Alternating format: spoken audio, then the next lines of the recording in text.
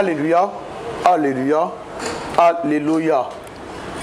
Soyez bénis dans le nom précieux de notre Seigneur Jésus-Christ. Le thème qui va nous servir d'exhortation de ce moment est intitulé La foi chrétienne. La foi du chrétien.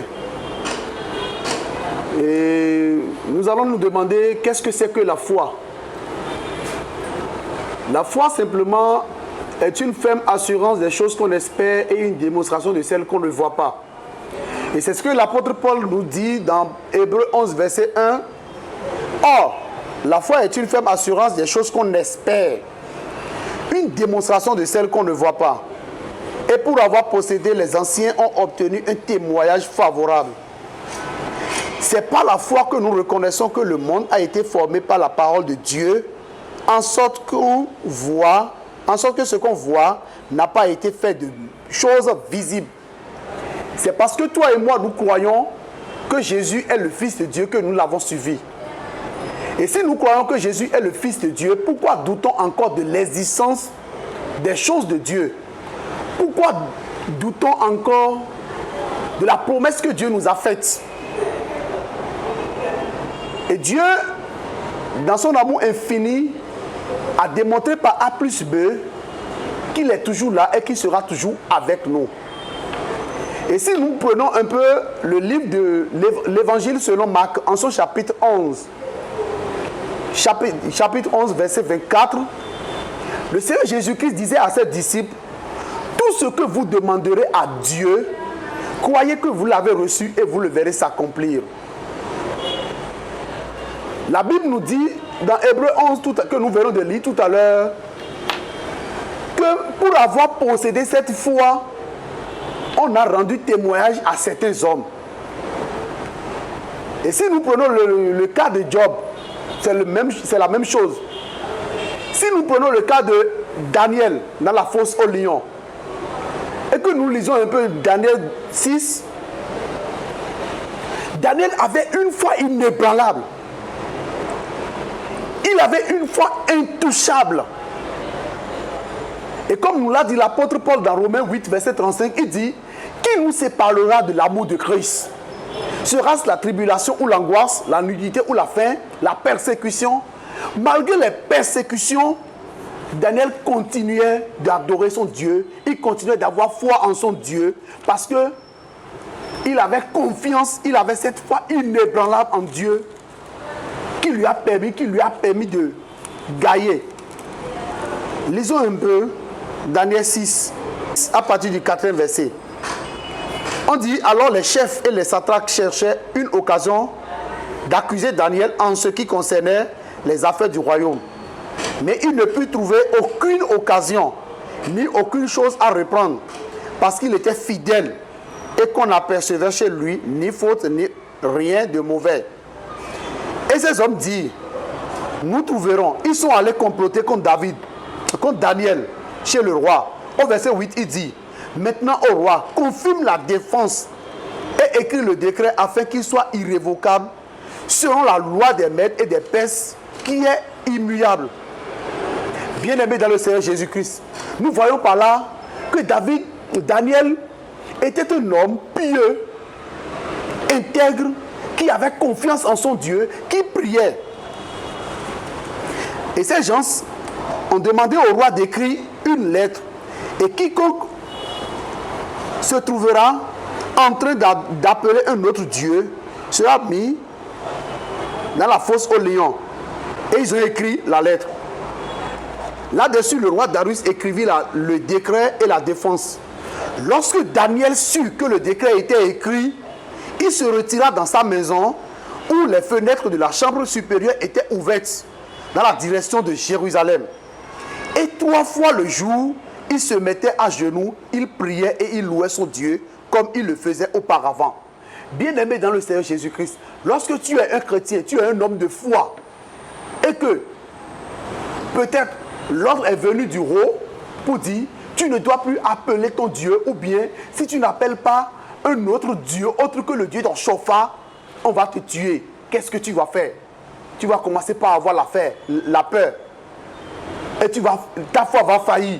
Et tu vas te laisser adorer Dieu, un autre Dieu que le Dieu qui t'a sauvé, que le Dieu de toute créature. Daniel n'a pas fait ça. Et Daniel a dit, le livre de Daniel 6 nous a dit, 3 fois, Daniel continuait sa prière. Parce qu'il avait foi. Il se disait, même si on le jetait dans la fosse au lion, rien ne va lui arriver. La foi l'a sauvé. Sa foi l'a sauvé. Es-tu conscient que ta foi peut te sauver, bien-aimé en Christ? Alors les hommes entraient tumultueusement et ils trouvaient Daniel qui priait et invoquait son Dieu. Puis ils se présentèrent devant le roi et lui dirent au sujet de la défense royale. N'as-tu pas écrit une défense portant quiconque, dans l'espace de 30 jours, adresserait des prières à quelque Dieu ou à quelque homme excepté toi, ô roi, sera jeté dans la fosse au lion? Le roi répondit, la chose est certaine, selon la loi des Mèdes et des Perses qui est immuable.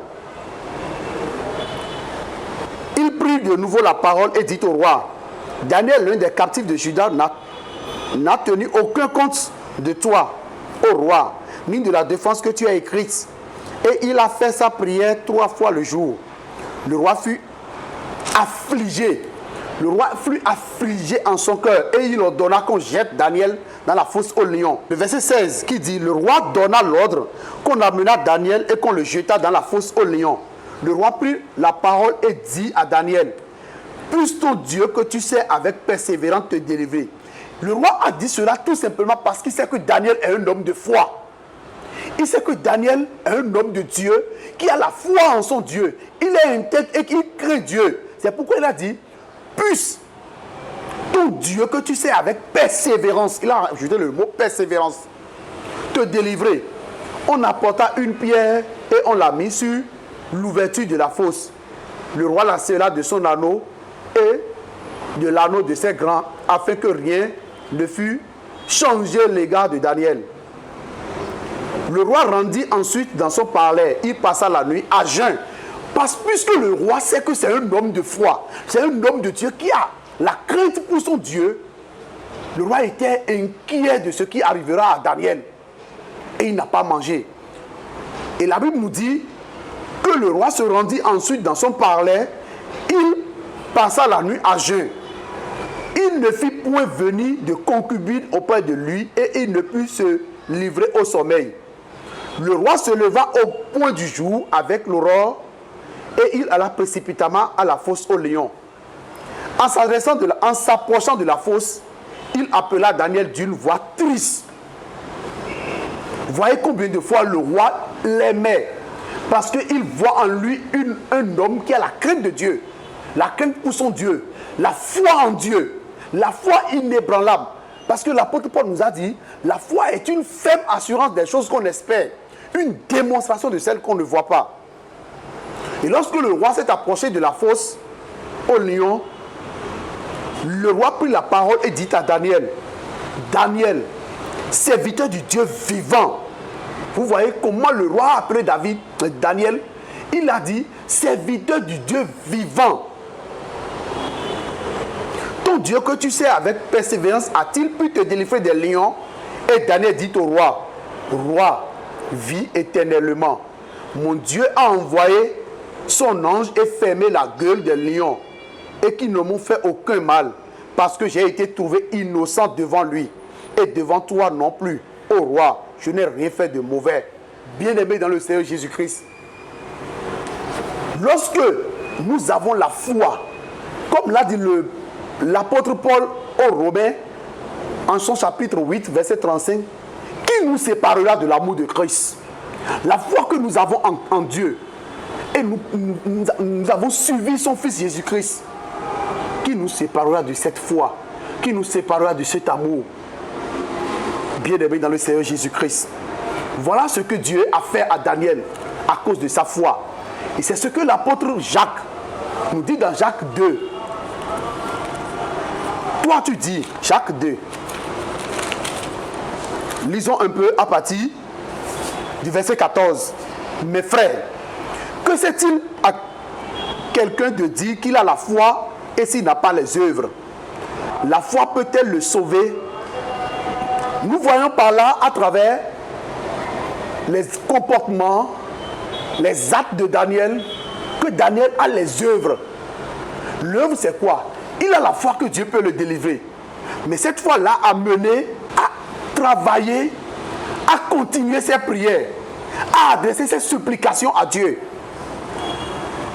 Et c'est pourquoi l'apôtre Jacques nous dit: que c'est-il à quelqu'un de dire qu'il a la foi et s'il n'a pas les œuvres? La foi peut-elle le sauver? Si un frère ou une sœur sont nus et qu'ils manquent de la nourriture de chaque jour, et que l'un d'entre vous leur dise: allez en paix, chauffez-vous et vous vous rassasiez, et que vous ne leur donnez pas ce qui est nécessaire au corps, à quoi cela sert-il? Il en est ainsi de la foi. Si elle n'a pas les œuvres, elle est morte en elle-même. Le tout ne suffit pas de dire j'ai foi, non. Mais la meilleure manière, c'est d'avoir aussi les œuvres. Car c'est les œuvres qui vont te sauver avec ta foi. Mais quelqu'un dira: toi tu as les œuvres, tu as la foi et moi j'ai les œuvres. Montre-moi ta foi sans les œuvres et moi je te montrerai la foi par mes œuvres. Tu crois qu'il y a un seul Dieu, tu fais bien. Les démons aussi le croient et ils tremblent. Veux-tu savoir, ô homme vain, que la foi sans les œuvres est inutile? Abraham, notre père, ne fut-il pas jugé par les œuvres lorsqu'il offrit son fils Isaac à l'autel? Bien-aimé dans le Seigneur Jésus-Christ, la foi est très importante pour le chrétien. Si tu n'as pas la foi en Dieu, ça veut dire que tu n'es pas encore un chrétien digne du nom. Si tu n'as pas la foi en Dieu, rien ne marchera pour toi. Et c'est ce que Jésus nous rappelle dans Marc 11, verset 24. Tout ce que vous demanderez à Dieu, croyez que vous l'avez reçu et vous le verrez s'accomplir. Et c'est ce que le livre de Jacques, chapitre 5, versets 10 et 11 nous dit. Prenez, mes frères, pour modèle de souffrance et de patience les prophètes qui ont parlé au nom du Seigneur. Ce n'est pas parce que tu as la foi que tu ne vas pas traverser certaines étapes. Tu vas traverser des étapes. Mais avec ta foi, Dieu va te sauver. Voici, nous disons bienheureux à ceux qui ont souffert patiemment. Et Jacques nous rappelle ceci. Vous avez entendu parler de la patience de Job et vous avez vu la fin que le Seigneur lui accorda, car le Seigneur est plein de miséricorde et de compassion. Mais c'est à travers la foi, à travers ta foi que Dieu peut te sauver. C'est à travers ta foi que Dieu puisse t'élever au-dessus de tes attentes. Bien-aimé dans le Seigneur Jésus-Christ, toi qui as perdu la foi, toi qui, en suivant Jésus-Christ, tu te dis que tout est perdu, laisse-moi te dire, rien n'est encore perdu. Garde ta foi. Et c'est ce que Ésaïe, chapitre 49, verset 14 nous dit. Si on disait, l'Éternel m'abandonne, le Seigneur m'oublie, une femme oublie-t-elle l'enfant qu'elle allaite? N'a-t-elle pas pitié du fruit de ses entrailles quand elle l'oublierait? Moi, je ne t'oublierai point. Voici, je t'ai gravé sur mes mains, tes murs sont toujours devant mes yeux, dit l'Éternel. Garde ta foi et Dieu ne t'oubliera jamais. Garde ta foi et œuvre pour Dieu et tu seras toujours élevé. Soyez bénis au nom de Jésus-Christ. Amen.